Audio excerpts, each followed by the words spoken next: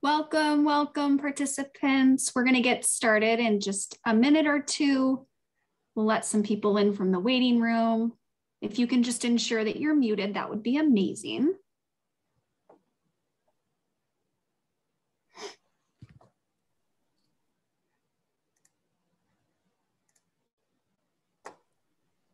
Welcome. We'll let a few more people in from the waiting room before we get started.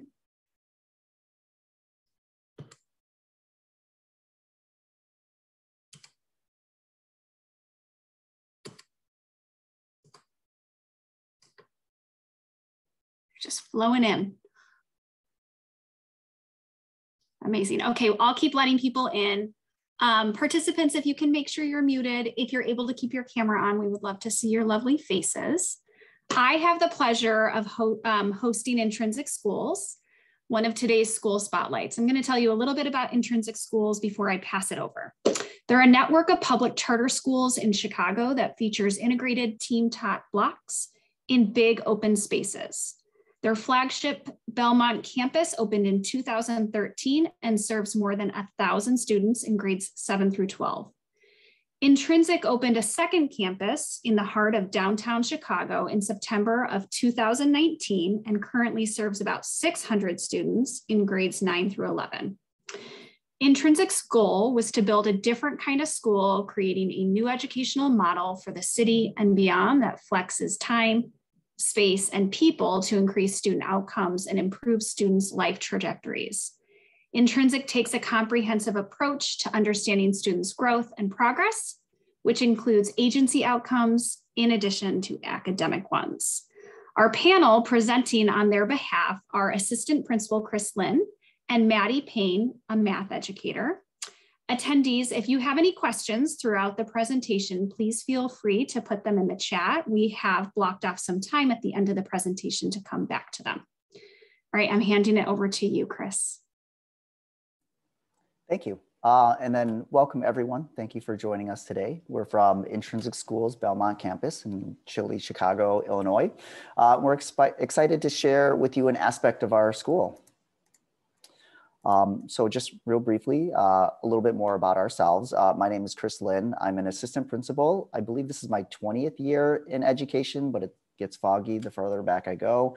My third year at Intrinsic.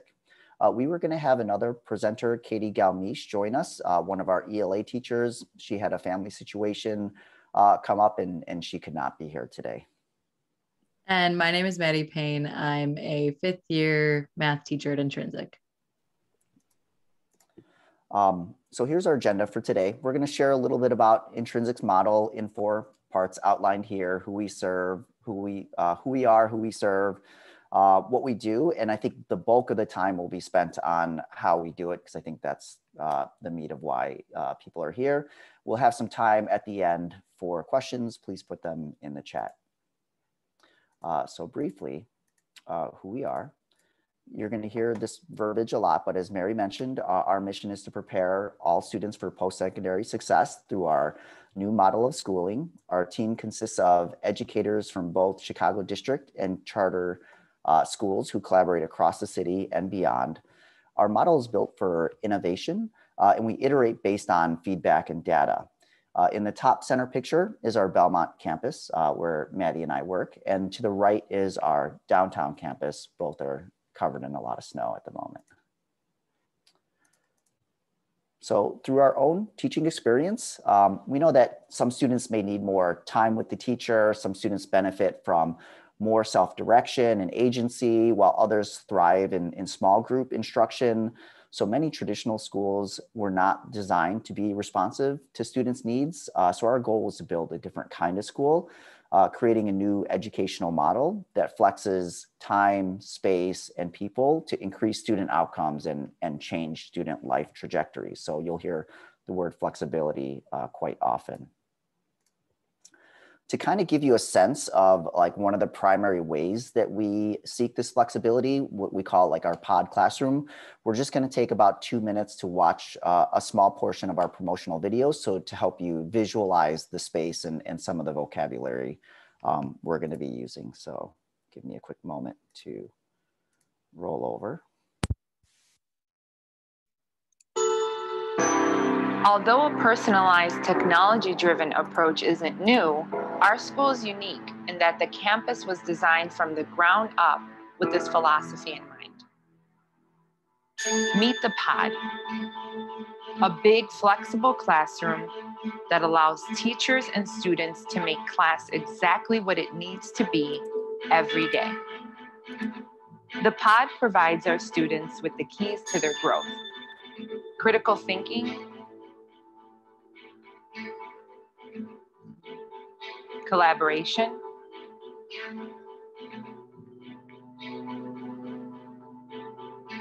creativity,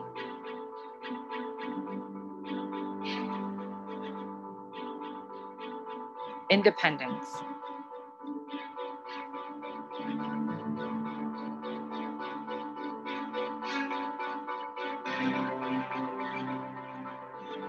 Intrinsic brings all this together so that our kids leave confident and prepared for college or wherever life takes them.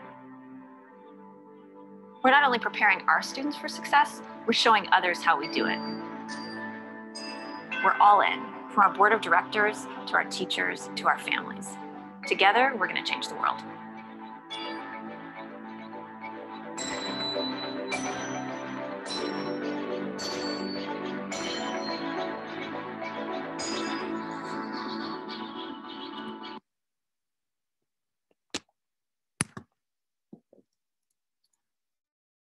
So just real briefly about who we serve. Our Belmont campus has been in operation since the 2013-2014 school year. We've graduated 5 classes since then. And even though we have citywide enrollment, we have become mostly a neighborhood school. Most of our families live within walking distance from our campus. Oops. Our downtown campus opened in the 2019 school year. And we'll be at full capacity in the 2023-2024 school year, so I think about 2 years away. We've replicated many of our systems and structures to our downtown campus, and it's also nice now to have another, like a sister school to collaborate with and share best practices and new ideas. I'll turn it over to Maddie to talk a little bit about what we do. So here's just a quick overview of what we do. So our core beliefs as teachers are informing of our students' schedule and kind of how we structure our day. So we believe that students feel best, again, when they have a sense of belonging. They set and monitor individualized growth goals and receive feedback. When instruction's personalized and rigorous, when learning is social and differences are valued, and then when we take a holistic approach. So we have our model here that's rooted in both academic and epic kind of personal achievements here. So we want to empower kids not only to think, solve, communicate, reflect, but also to show some of our epic values, which is our perseverance, identity, empathy, perseverance, I think I might have just said, but just kind of empowering them both in academic and personal goals.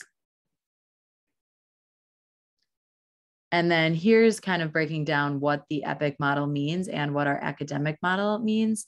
So as you kind of look across the rows here, you can see how we implement that in our school. So for EPIC, we have things like seminar and post-secondary planning. So students are thinking about some of these experiences really early on.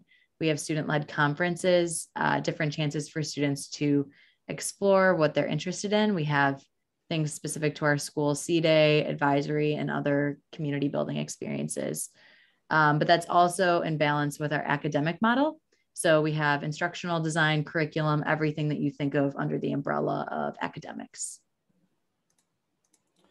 Yeah, and then it was really important to us that these 2 models of educating the whole student live throughout like the entire day for the student's experience.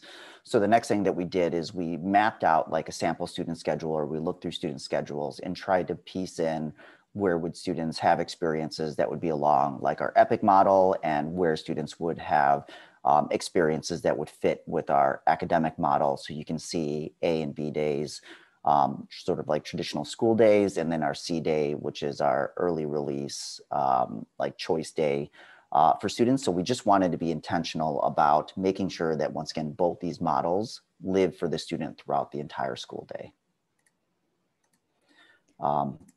So once again, as previously mentioned, like our goal was to try to build a different kind of school that flexes time, space, and people to increase student outcomes.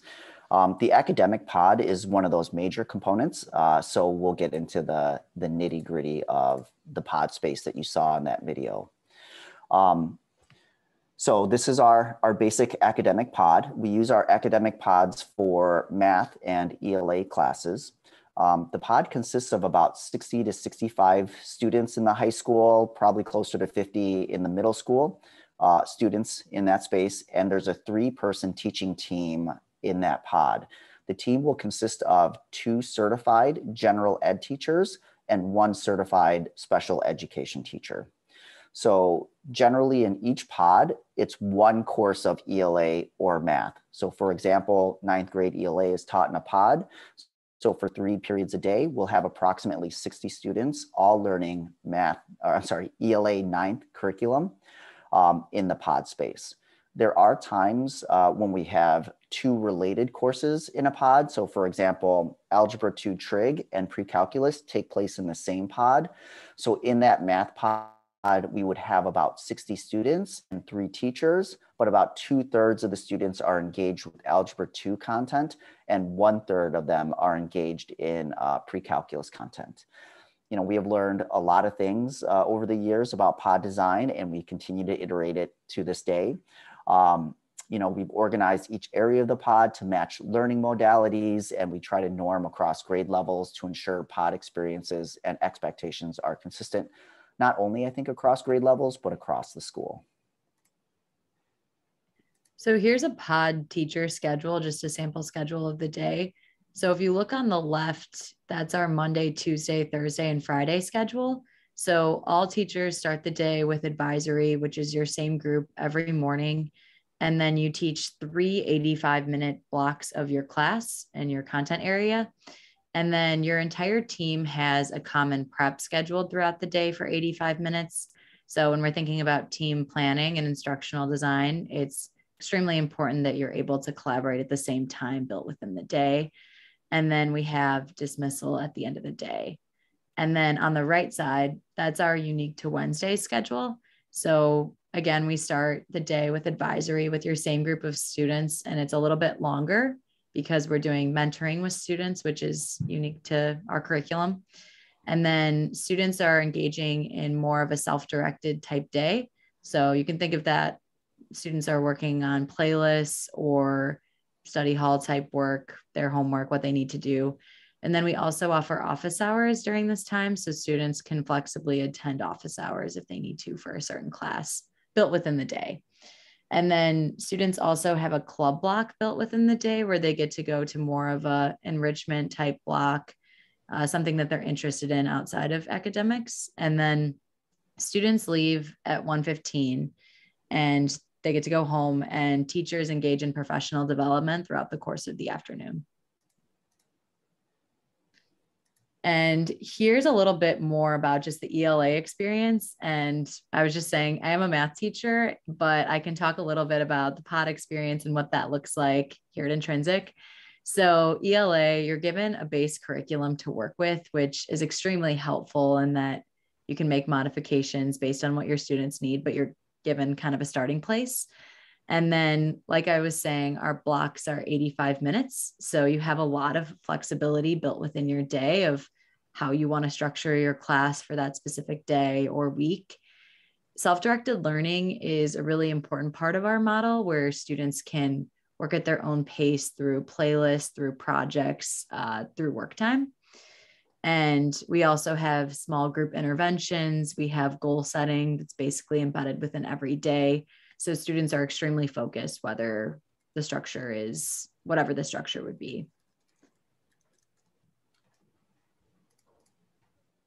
And then here are just some ways that you can structure your class within the huge pod space within the 85 minutes. So not going through a whole lot of these in detail, but you can have your 3 teachers within the pod system delivering either 3 of the same lessons or 3 different lessons based on flexible grouping, based on what the students need at that time. You can also have independent learning days. So students are working self-directed at their own pace on the work that you're given. And you can also have students working collaboratively on projects built within your time. You can have conferencing with students. There's a lot of different options built within that longer period where you're not feeling like you need to rush through your content. And math is extremely similar to ELA in that we have the same length for the block schedule. We have our base curriculum, and we do a lot of the same things just in the math content area. So we start every day by setting goals, kind of identifying our objectives for the day. And then we have self-directed learning. We have like larger group instruction where you would think that might be a little bit more traditional. And we also have small group intervention type work. I didn't cut out, did I? No, okay. And the pod plays are really similar. I won't go through all of these in detail, but it's very similar to ELA. So you can have teachers running 3 simultaneous lessons at the same time. You can have self-directed learning. You can do conferencing, mentoring, goal setting. The huge thing here is that you have your 85 minutes. You can vary your lessons based on the day, and you have 3 certified teachers in the room. So you have 3 people that can be working with students in different ways. So you can use the space super creatively. These are just a couple of ways we do it. And then here are some teacher supports that are really nice here at Intrinsic. So you have your grade level team. So your 9th grade team, all the 10th grade teachers, whatever that would be. You have your content team. So your planning team that you're planning together with 8th grade math, 9th grade ELA, whatever that is. You have your grade level and advisory team, circle groups. New Teacher Academy is really helpful, especially if you're new to Intrinsic or just a new teacher and might need some more specific professional development. And then there's also choice-based PLCs, which I know we're starting this semester. You've got your shared planning time, which is really important that your team is planning so that everything's very cohesive. And then you also, all teachers have coaching sessions. So whether you've been teaching 20 years or it's your first year teaching, you have a coach that can work with you towards your career goals. And we do observation feedback, things like that. Yeah, so as you can probably tell, there's a lot of support and thoughtfulness that we're trying to put into making sure teachers are comfortable in the pod. The pod has some additional challenges that require like really strong collaboration. So to that end, we provide pod teams with sort of the following guiding principles and ask them to flesh out a working norms document that we revisit throughout the year. So in essence, pod teams must co-design the flow of student activities and learning modalities across the pod for a cohesive and enriching student learning experience. So in essence, they need to figure out what are they teaching and how they plan to teach it. We ask pod teams to review data to collaboratively determine flexible grouping and drive curricular decisions and or implement specific instructional strategies. So figure out how they're going to respond to student work, provide interventions as needed. A multi-tiered system of supports is integrated into the instructional design. So like, how are you going to differentiate for the variety of students in front of you? And then embody a collective responsibility to meet the needs of all students. This is probably the most important and philosophical like baseline that we have, which is every teacher is responsible for every student in the pod. So it's not just this is your group of students or like there's 3 separate classrooms running in a similar space. All 3 teachers are responsible for the learning of all the students in that pod. Instructional coaches work with each team and provide feedback through course team meetings and individual observation feedback meetings. Generally every 2 or 3 weeks, there'll be 2 touch points with your coach. The goal is to ensure that each team has a clear understanding of the various roles and responsibilities of how they work together. So with as much emphasis on teaming, like there has to be a lot of thoughtfulness put into like who is on which team. I think the general joke is that a pod team feels like an arranged marriage and you often spend more time with your pod mates than your actual partner. So it's really important that teams are matched strategically based on a variety of factors. To support those decisions, like we utilize tools like Myers-Briggs and StrengthsFinder. We also make sure that we prioritize time to get to know each other through team building, socials, things like that. We have our explicit working norms document and meetings over the summer and throughout the year. Common prep is really, really important, that basically 85 minutes every day, spending time together, and coaching interventions like as needed. So when we've gotten this right, like we've seen tremendous benefits because in a pod, we have like flexible grouping becomes so much easier and more effective. Students get to know more teachers and more teachers get to know the students. So in a grade level meeting or student of concern meeting, like every 9th grade math teacher can contribute to that conversation instead of the 9th grade math teacher who has that student in front of them. Likewise, if a teacher is out, instruction can continue because there are still 2 other teachers that knew what happened a week before, where you're going, and they're certified teachers. And then also on the student side of it, it's not so jarring because students already have a relationship with the other 2 math teachers in that space that they can go to for help or concerns or questions. I would say that this benefit has been really big for us the past couple of years as staffing has gotten much more difficult. Teachers can also see like what each other is doing in the class. So at times it's like a built-in observation. Teachers plan together, so more veteran teachers can bring along less experienced teachers. Likewise, newer teachers can share like new ideas or methodologies or things that they've learned through their teacher programs with more veteran teachers to try out like new methodologies. And then I think finally, it's just comforting like for our teachers to have like a thought partner to bounce ideas around. And it's just nice to know that someone else is in the thick of it. If the lesson went really well or if the lesson didn't go well, like there's like you're on a team that you can like talk to and rely on and figure things out together. So we've done a lot of talking about like what pod is like, what teaching is like.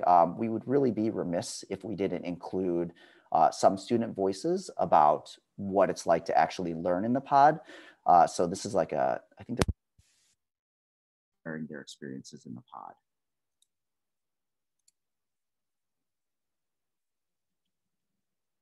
I would say it's impacted my learning in a way that I wouldn't think it would, if that makes any sense. I was intimidated by the pod at first because I thought like, oh my gosh, there's like however many students, like 50, 40 students in here at once. Like, how am I going to be able to learn, right? If there's all teachers around me.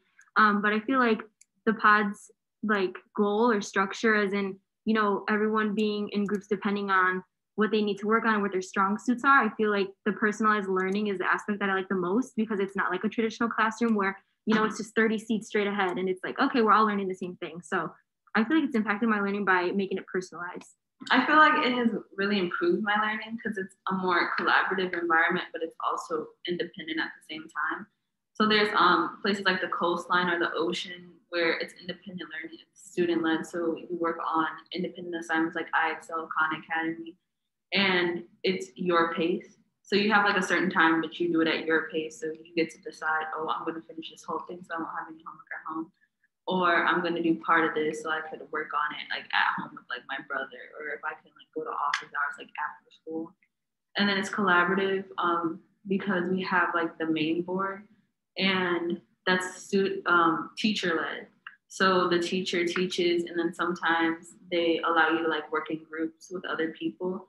And I really like that because I get to bounce ideas off of like other classmates. So just like the whole pod learning has really like benefited me and getting me ready for college because it's both going to be independent, but it's also going to be collaborative. The pod is a very interesting classroom because it's something that just teaches students how to like be independent and find their own way of learning. So whether it's like at the exchange table with some peers or at the board with a teacher or in the coastline, the pod has allowed me to get more comfortable with my teachers because there's not just one teacher for a specific subject. There's like 3 teachers for it. And personally, it just increases my comfortness and confidence levels, because I know that if I ever need support, then I have more than one teacher supporting me.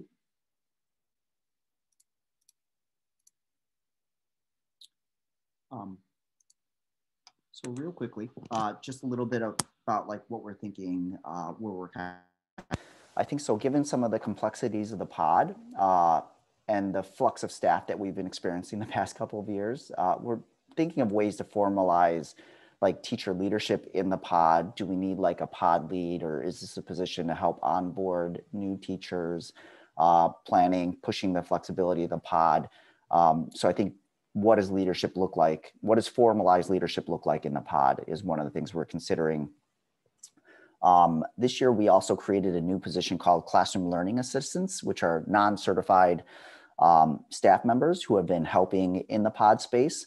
This has actually been pretty nice. Oh, I guess we're also hoping that this CLA position becomes more like an apprenticeship.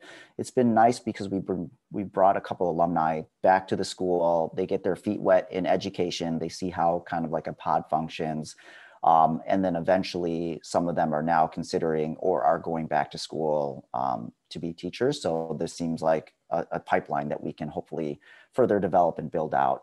And then we're also continuing to look for ways to streamline curricular content creation. Like I think we still do a lot of like content creation, but we're hoping to use summer teacher committees to build roadmaps and materials so that we can do more of that upfront in the summer and spend less time during the year, like either creating or adjusting curriculum to like pod logistics, and then focus more on like looking at student work and responding to student work.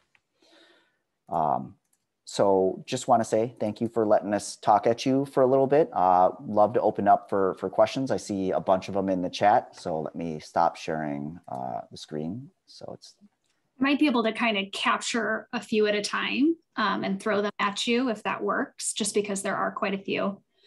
There was a question around some directly to me and some out there for everyone. How are the schools performing on state tests? And I think even more broadly, what are the pieces of data that aren't just state tests, but that are telling you that what you're doing is working, maybe from parents, students, all those teachers, all those pieces? yeah, so I think like upfront, honestly, like the external data has been really weird. I think the past couple of years with like a lot of those tests either canceled, changed, or the testing conditions have changed rather drastically, especially in the high school. So I don't know if I have a lot of external things to share about the high school. For the middle school, we do a lot of NWEA. We just finished our BOY, MOY. So between 7th and 8th grade last year, we did not see, like we saw growth, which actually honestly was a little surprising and felt really good for us, considering we spent the previous year 100% on remote and we were expecting to take a hit on a summer slide, and we did not see that. And then likewise between BOY and MOY, I work primarily with math department, so I think it was similar on ELA, but on the math side, we saw growth as well. Not as much as we wanted from like our typical growth. It was probably about maybe 2/3, half the growth on the NWEA that we normally see, but also I think encouraged in our conversations with NWEA that at least we're seeing growth, because I think nationally they're seeing the growth metrics lower than they were previously. I think a couple of their research papers said that.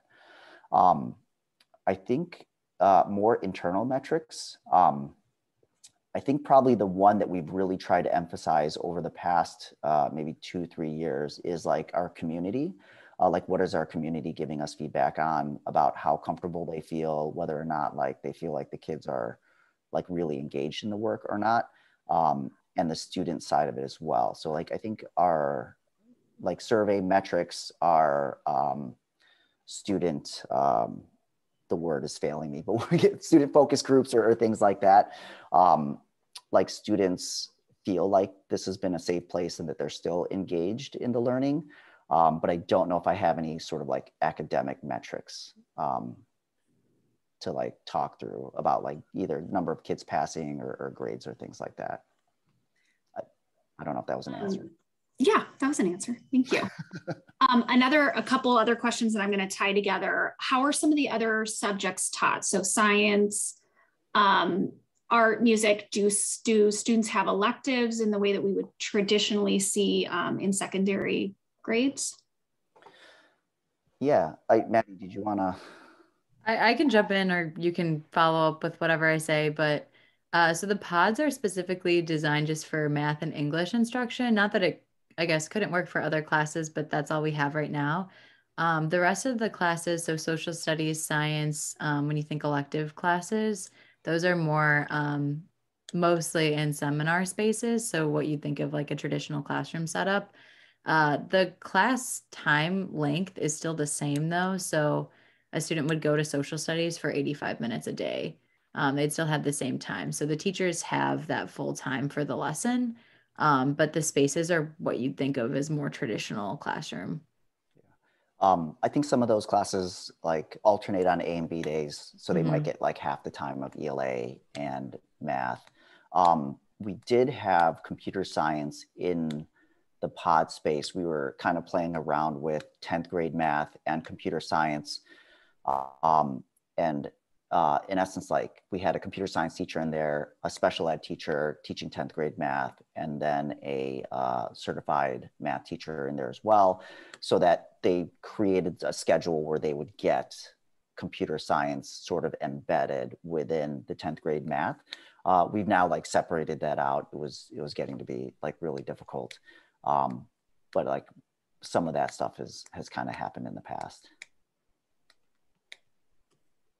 Does the model that you have change the number of credentialed teachers that you need? And then are there other support staff that work with that core team of teachers, like counselors, maybe other individuals who contribute to the whole child? Yeah, like, I mean, we have like a post-secondary team. We have a social work team.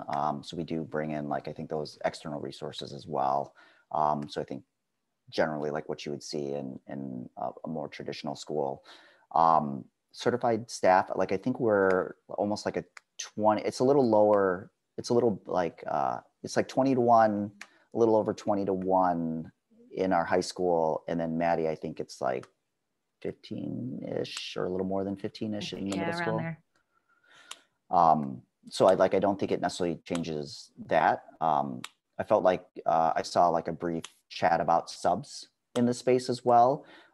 So if someone is missing from the pod team, we do get like a guest teacher in there to have 3 teachers in there. But I think if we're really crunched and we can't get a sub, then we usually go to the pod team and say, can you operate on 2? So that sometimes happens as well. Right. And the whole child part too, it is nice. So we have a social worker that's assigned to our grade level. So the social worker knows the students pretty well. I know I also glossed over advisory, but students are with the same advisor. So I have a group of 15 kids that I'm with every single day. And we do something called mentoring, where I check in with them pretty much either once a week or once every other week. And we check in for like 10 minutes during advisory time. And we set goals on their academic stuff, and we check in about how they're doing outside of school. And I think a lot of the times we end up checking in with kids that are struggling academically, or you can, truly see that they're struggling. But it's a really nice outlet to check in and make sure all kids are working towards their goals. So I love that that's embedded in for students every day. Yeah, I think that was the question. Chris, are you experiencing teacher turnover with the staff that you've had, like we're seeing in other cases?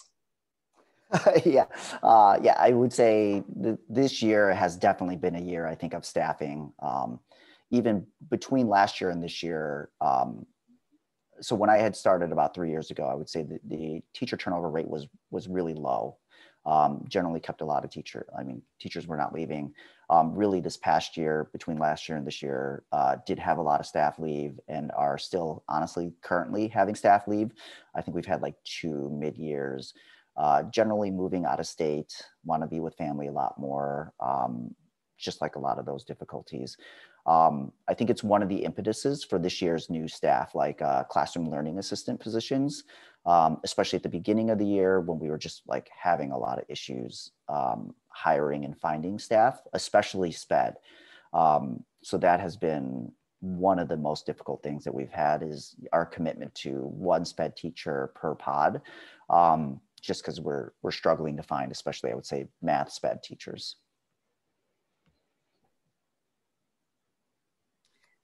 Okay, we had a question up at the beginning that just talked about, let me make sure I capture it correctly. Disciplinary constraints. What sort of discipline issues are you seeing at Intrinsic, or are you not seeing at Intrinsic? I can take this. So just to start off, we have what we call deans of culture at our school, and culture team members who are super helpful in like supporting restorative practices with students. I know that's a word that's thrown out a lot, but they really do help with like mediations if you need that with students, if there's like a clear outright issue. So there's a lot of supports in place for that. I think like I don't know if you agree with this too, Chris, but at least from a behavioral standpoint, I think like most of our kids come to school ready to learn. Like we don't know. We haven't had a whole lot of behavior issues. I mean, it's a middle school and a high school, so you have them, but it's, I think, extremely manageable, and nothing that like setting clear expectations and restorative practices aren't hindering. So I think like we have it really nice at our school, and I have not had to deal with a lot, which has been nice. Yeah, I mean, like, I think like our big sort of push lately has been about cursing. Like the kids seem like they're cursing a lot recently. I do think like there's like disruption. We do have like a lot of kids that need breaks, that don't know how to necessarily advocate for themselves in the room and say like, I can't handle this situation. I need to take a break. I do think like we have, like our social work team has done a fantastic job of like working with teachers and students and things like that. I do think regarding the pod, one of the difficult things about discipline is, you know, in essence, when I was teaching in a classroom by myself, like I was like, you know, in essence, running the discipline and could set the bar of like, you know, if the student is chewing gum, like, is that really an issue right now or not? When you have 3 teachers in a pod space, like they have to be on the same page, like as well. Like you can't let the kids play off of teachers and like have like the nice teacher, the strict teacher. Like you need to come, I think, and Maddie, you can talk about your experiences, or if you've had this, when teachers might have different degrees of tolerance about discipline in the pod space, then that can cause a lot of conflict.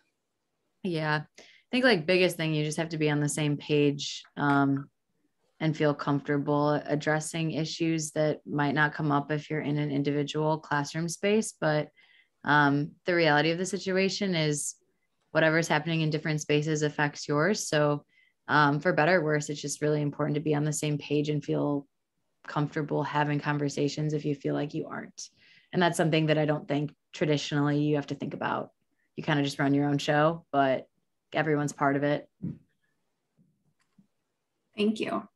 Can you talk a little bit about how the school is funded, about how much you're spending per pupil? If you know, do you hold things like fundraisers and things like that for funding purposes?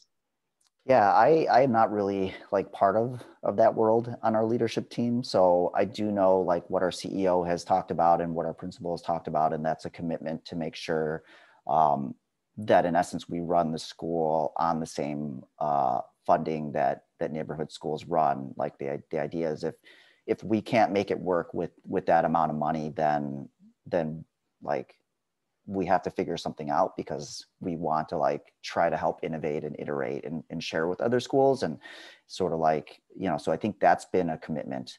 We generally don't have fundraisers that I'm like sort of aware of. I think I do think that when we started building our second building, obviously I think that's when we might have some fundraisers, but our CEO and like our board usually takes care of it. I don't believe, and Maddie, you've been here much longer than I have, if they've had sort of like fundraisers where like teachers were involved or anything like that? I don't know, not outside of sports. We fundraised for sports before, but that's different thing. Yeah, we have a question, and I'm sorry I missed it before. Can you speak to student attrition rates? You know, I don't know the number exactly. It's pretty low though, because we go from middle school to high school. So a lot of our 8th graders, in essence, like stick around for 9th graders. Maddie, do you have a better sense of it? Yeah, so in 8th grade, students don't have to do anything. They can keep their seat for the high school if they want to stay. I think we were somewhere around 85% of kids end up staying in the high school. So they come for middle school, stay for high school. And I'd say those kids that leave are mostly going to selective enrollment schools in Chicago, or they're going to another neighborhood school that their sibling goes to. I don't think we have many students that are just leaving outside of that. Most of our kids stay. I do think, and like then over the years, like we'll have like a very, very small handful that transfer out up through high school. I do feel like, and this is just sort of like a feeling on emails or talking to the office, that we've had a slight uptick this year in transfers, but not like a lot. Like, you know, I feel like it's maybe fewer than 10 every year transfer, and I feel like we've already hit 10. Yeah, I know the students that have all left in the middle school, it was all family moving. Right. So I don't think it was necessarily anything pertaining to this school. That's helpful. Chris, I'm not sure if you were at the campus at the time, but are there some big like aha things from Belmont that you guys changed when you did your downtown campus? This sounds like a little thing, but double doors on the pod, I think was like one of the big changes that they had to make sure. We in essence have one door into the pod, and sometimes that traffic pattern is is difficult to get kids into and out of pod spaces through one door. And then I think a lot of sort of like the infrastructure work about supporting teams, like what that takes. What do they need to think about ahead of time, onboarding teachers into pod space? Like a lot of our teachers are new, or they've taught in obviously non-pod environments. So then like, how do we help them wrap their head around both the logistics of running a pod and the rotations and those pod plays, as well as like, I think on the benefit side, like how to think about the space more creatively. Like in essence, I think a lot of our new teachers come in and they want to treat it like, I'm going to lecture at the board for 45 minutes and then they'll have like 45 minutes of study hall in front of me, instead of like utilizing, we have 3 teachers, like we can do a lot of flexible grouping, like we can like create SDL days, we can create like a lot of the flexibility, like how do we get teachers thinking about what's possible before they start teaching it and kind of learning on their own. And then I think the other thing that downtown is doing a little differently than Belmont, and now we're coming around, is they started with like a base curriculum, especially in math. They're using illustrative math, whereas we had a homegrown curriculum. Like our teachers kind of like created the lessons based off like an objective ladder, and that has, I think, taken there's less content creation that those teachers need to do given the lesson, and they can think about differentiation. They can think about like what's happening in the pod, as opposed to like, I need to get a worksheet together for tomorrow or whatever it was going to be. Yeah. Awesome. Thank you so much, Chris and Maddie, for taking the time to present to us. And as I said before, the courage to do this work. It's different, it's hard. And you're very inspiring. So thanks for presenting. Thank you, attendees, for coming. Each of you can go back to the agenda in Visibo. We just have our closing session that will begin right away. There's like a 5-minute gap, but it'll start quite soon. Have a nice day. Thank you, everybody. Thank you.